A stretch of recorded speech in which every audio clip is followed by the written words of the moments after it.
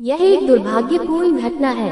एक बार फैजाबाद जिले के गौरा घाट स्टेशन पर एक दुर्गेश नाम का ऑटो ड्राइवर अपनी ऑटो लेकर खड़ा रहता था। जो भी सवारी आती थी उसे वह बैठा कर उसके घर छोड़ता था और अच्छा खासा पैसा कमाता था। एक दिन की बात है कि उस दिन जोर जोर से बारिश हो रही थी और रह रहकर बिजली चमक रही थी। रात के समय साफ साफ कुछ दिखाई नहीं दे रहा था। वह वापस अपने घर को आने का सोचा।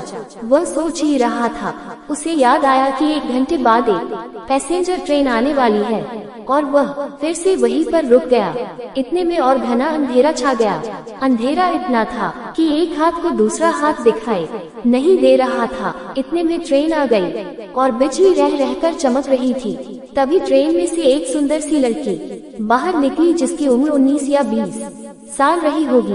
उसके कंधे पर बैग और हाथों में सूटकेस था। मानव शहर से कोई परी आ रही हो और वह सीधे मेरी तरफ आकर रुकी और बोली, मुझे रामपुर जाना है, क्या आप मुझे वहाँ तक छोड़ दोगे? मैंने बोला, मेम साहब, अगर आप अभी चलोगी तो 700 रुपए लूंगा और अगर सुबह चलोगी तो मैं आपसे 200 रुपए ही लूंगा। लड़की ने बोला, आप 700 रुपए ले लेना, लेकिन मुझे अभी ही मेरे घर पहुंचा दो। मैंने बोला, ठीक है, पहले 700 रुपए निकालो फिर ले चलूंगा। मेम साहब ने बोला, अभी तो मेरे पास सिर्फ 300 रुपए ही है, इसीलिए इसे ले लो और अपने घर पहुंचने के बाद आपको 400 रुपए और दे दूंगी। मैंने बोला, ठीक है। मैं मेम साहब को उनके घर ले आया और बोला कि आप जाओ और पैसा लेकर आ जाओ। मेम साहब अंदर चली गई। आधा 1 घंटा बीत चुका था, वह अंदर से बाहर नहीं निकली। तो मैंने सोचा, चलो मैं ही अंदर जाकर पैसा मांग लेता हूँ। रात के करीब 3 बजे बज चुके थे। जब मैंने घर का दरवाजे खटखटाया तो अंदर से एक माताजी अपनी आँखों को मलते हुए दरवाजा खोला और बोला, आप कौन हो? इतनी रात को क्यों आए हो और क्यों जोर जोर से आवाज मार रहे हो? मैंने बोला कि जो अभी थोड़ी देर पहले मेम साहब आई थी, उन्होंने मेरा पूरा किराया नहीं दिया था, इसीलिए मैं अंदर आया हूँ।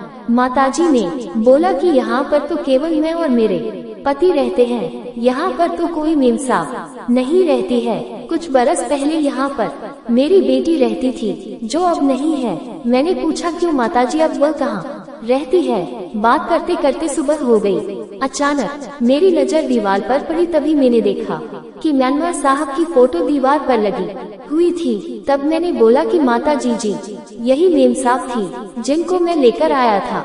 माताजी रोते रोते बोली, बेटा ये कैसे हो सकता है, क्योंकि यह तो 5 साल पहले ही ट्रेन के नीचे आकर कट गई थी, उसकी मृत्यु हो गई थी। तब तो मेरे होश उड़ गए और हाथ पैर ठंडे पड़ गए। मैंने बोला, मैं जाता हूँ, मुझे कोई पैसा नहीं चाहिए। और मैं जोर से दौड़ा और ऑटो रिक्शा तक आया। ऑटो में बैठकर ऑटो को जोर जोर से भगाने लगा।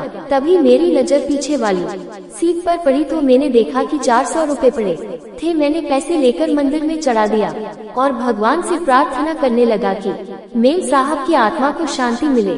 और तभी से ही मैंने रात को ऑटो चलाना छोड़ दिया। मेरी किस्मत अच्छी